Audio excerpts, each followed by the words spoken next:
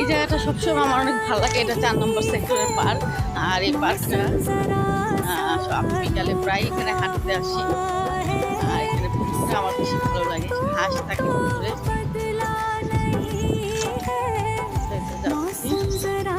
শ্বশুর বাসায় একা একা রিক্সায় ব্যস্ত। আজকে অনেক সুন্দর পুরোনো কোনো গাছ নাই, কিন্তু ভালো লাগছে।